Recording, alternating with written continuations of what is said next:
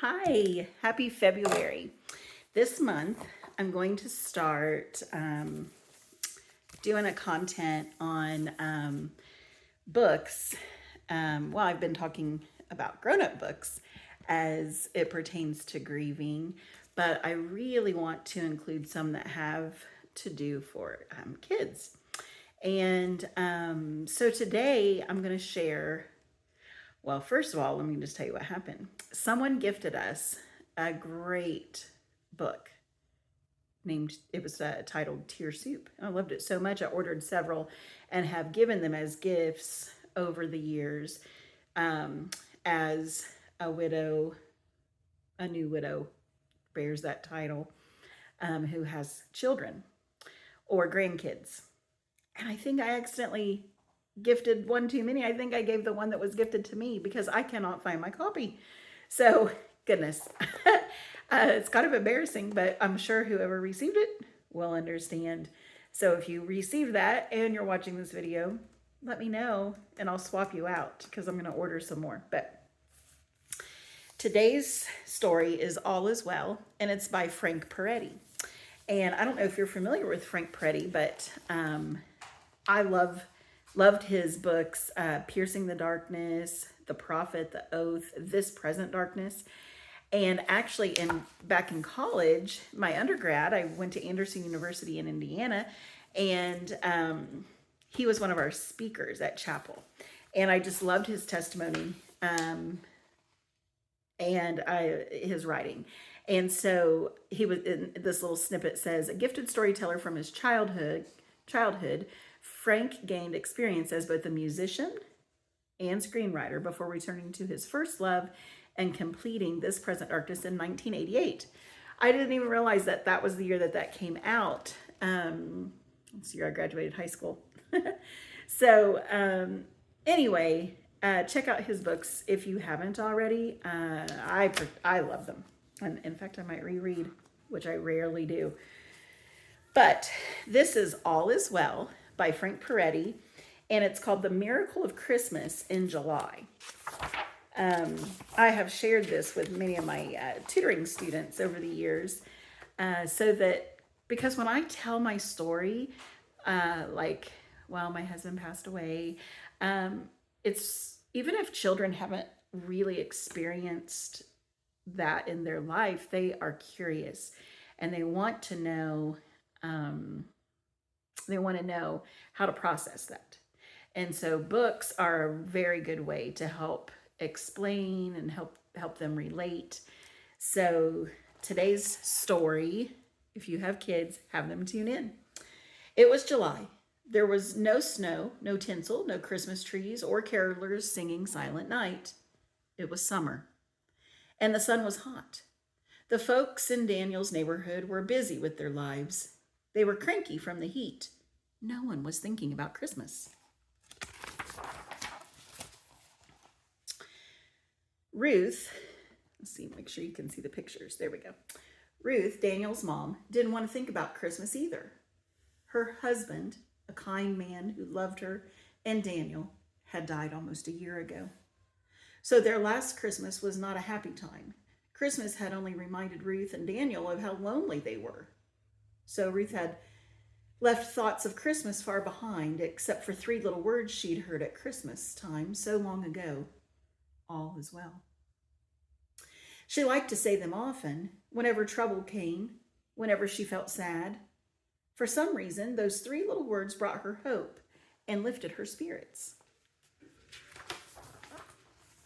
Mom, didn't you buy any Cheerios?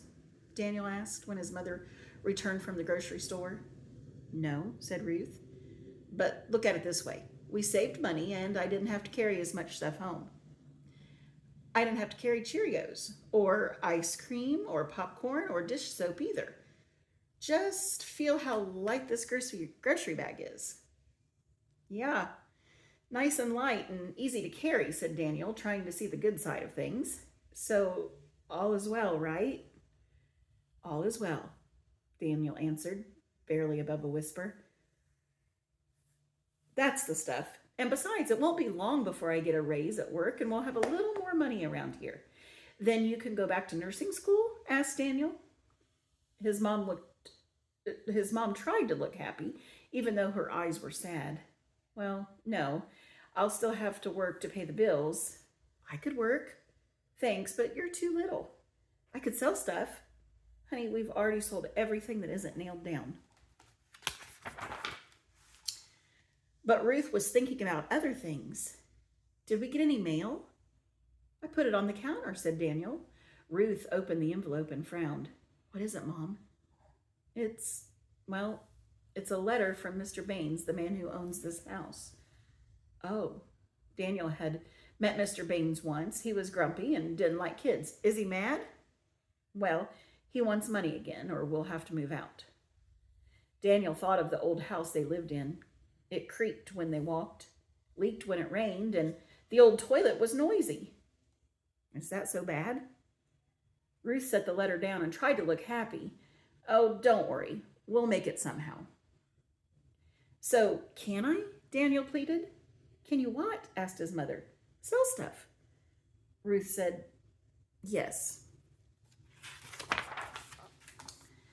Very early the next morning, the neighbors could hear the rumble and squeak of Daniel's wagon.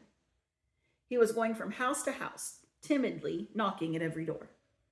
Knock, knock, knock. Hi, I'm Daniel Preston from down the street. I'm selling stuff. Abby Duvall, the plumber's wife, was still in her bathrobe, and the sunlight was making her squint.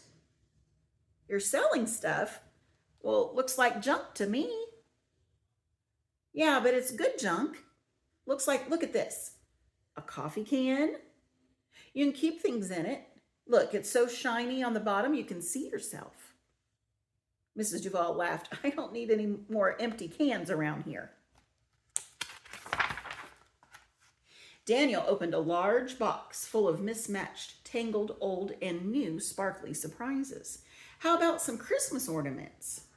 In July? You can use them later, can't you? Mrs. Duvall shook her sleepy head. No, I don't want to think about Christmas. I have enough problems. Don't you want to buy anything? Not today, kid. And with that, she closed the door. The rest of the morning didn't go much better. It seemed all the neighbors had plenty of junk already, and they had no time to talk to a little boy selling more of it. Dear God, you just got to help me sell something. I don't want Mom to be sad, Daniel prayed. Honk, honk. It was Mr. Patrick in his old red truck. Daniel waved hello because friendly Mr. Patrick always waved back. This time he stopped and rolled down his window. Hi there, Daniel. Hi, Mr. Patrick. Mr. Patrick had white, frizzy hair and a round, red nose. He would have made a good Santa Claus. He liked kids, too. He'd always let Daniel and his friends cross his yard to get to the woods. What do you have in the wagon? I'm selling special stuff today. Want to take a look? Mr. Patrick parked his truck and got out. He was dirty. He'd been working in gardening at the gardening store. I got a shiny coffee can or a nice egg carton. Or how about this can opener? What's in the box? Asked Mr. Patrick. Oh, that's Christmas stuff, and I guess it's the wrong time of year. Nobody wants to buy it now. Let me see it. Daniel opened the box, and the sunlight danced across the silver and gold sparkles. Mr. Patrick carefully picked up each piece, a toy soldier, a teddy bear, a silver star, a paper chain. Then he must have seen something that touched his heart. He picked it up and held it in his hand, and they looked at Daniel with gentle and loving eyes. Why are you selling all these things, Daniel? So we don't have to move, said Daniel, and Mom can go back to nursing school like she always wanted. I'll give you $10 for the whole box, said Mr. Patrick. Daniel couldn't even talk. His eyes and mouth were struck wide open. Mr. Patrick pulled out a crinkled $10 bill and put it in Daniel's hand. Merry Christmas. $10? Wait till I show Mom. Daniel threw open the old front door and wobbled in. He ran across the old floor that creaked and found his mom on the couch. Mom, look! He held up the $10 bill. Now we don't have to move and you can go back to nursing school. Oh, Daniel, that's wonderful. Ruth tried to sound cheerful, but her eyes were red and Daniel knew she'd been crying. What's the matter, Mom?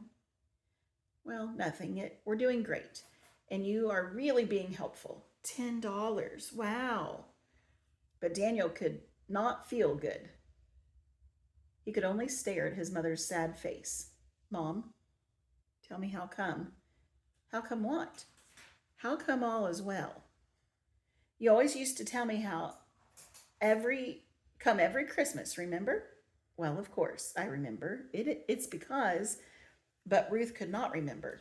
She just sat there and couldn't say a word. Knock, knock, knock.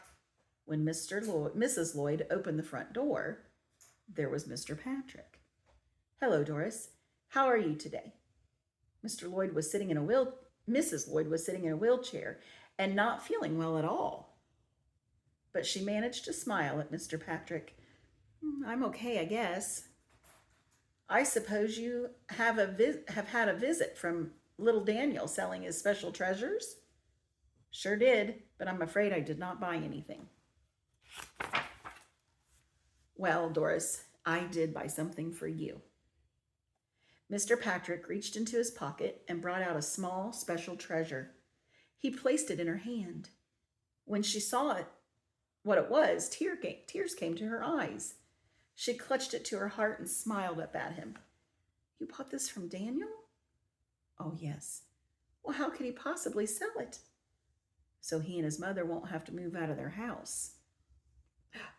Mrs. Lloyd gasped. Mr. Patrick nodded back. I may need your help, Doris. May I call on you later? I have many other stops to make today. Mrs. Lloyd looked once more at the treasure in her hand and replied, Please do. That night, Daniel lay in bed, unable to sleep. When his mother felt sad, he felt sad. And when $10 could not cheer her up, he felt even worse. When his eyes finally closed, he felt more than sad. He felt afraid.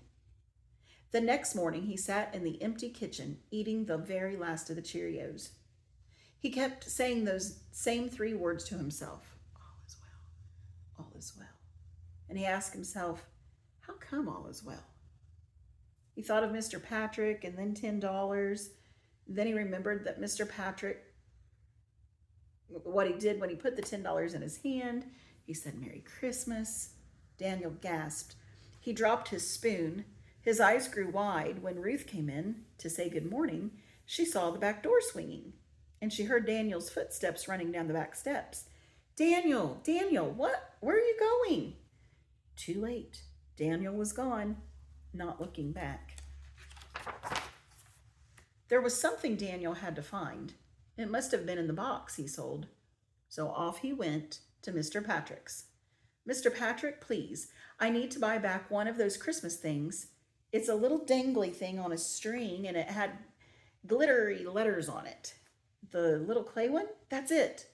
Oh, Daniel, I'm sorry I don't have it anymore. You don't have it? I gave it to Mrs. Lloyd. She hasn't been feeling well lately, and I thought maybe it would make her happy, so I gave it to her. Before Mr. Patrick could say anything more, little Daniel was running across to Mr. Lloyd's house. Knock, knock, knock. Mr. Lloyd, Mr. Lloyd. No one answered. Mr. Lloyd, please. Daniel started to cry. Please, Mrs. Lloyd, I need to get it back. But Mrs. Lloyd was not at home.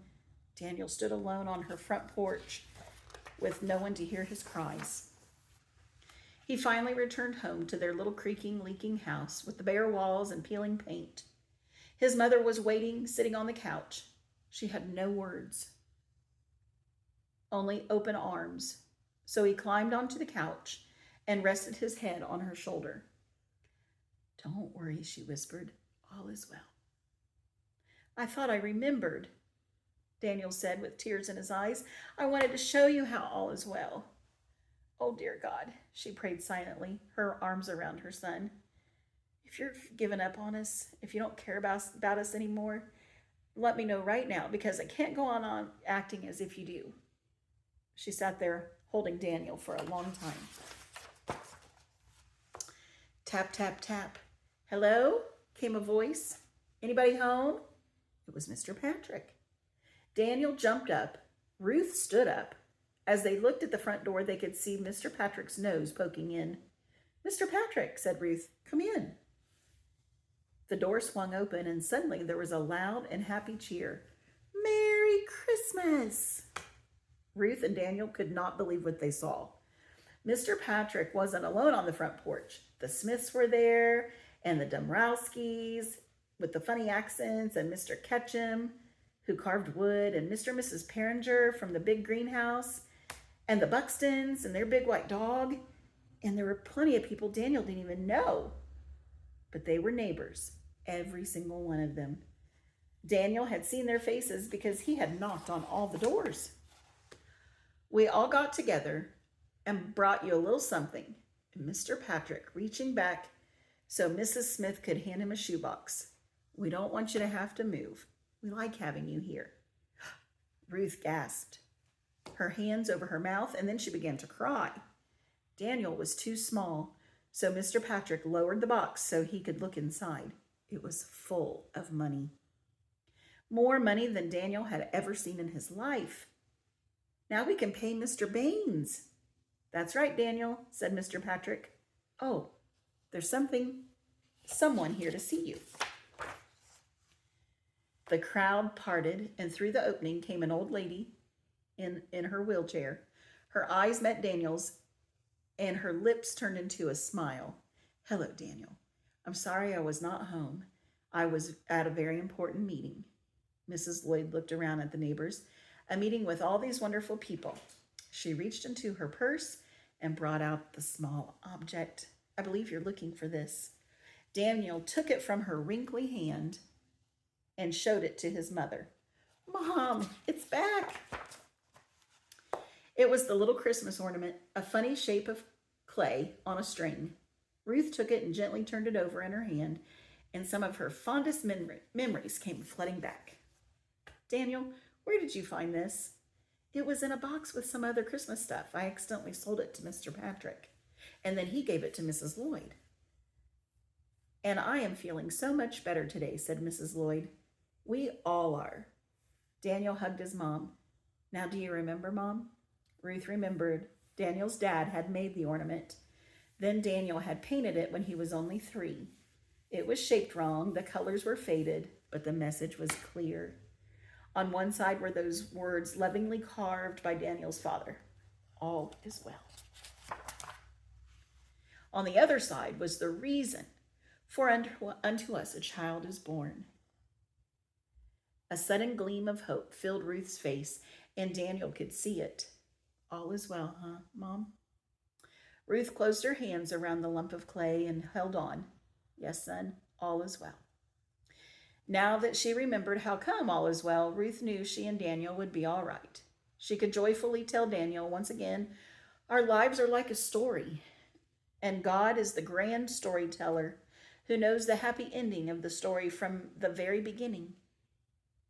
She could tell Daniel about a stable in Bethlehem so long ago. There God came to earth as a baby so he could be part of our story. And he came to stay with us until our story is completed his way, in his name, and for his glory. And that is how come all is well. Remember? So I thought maybe that would be a good one to share. I love that story. So maybe you'll share it with your kids or grandkids. That's my gift for you today. Be blessed.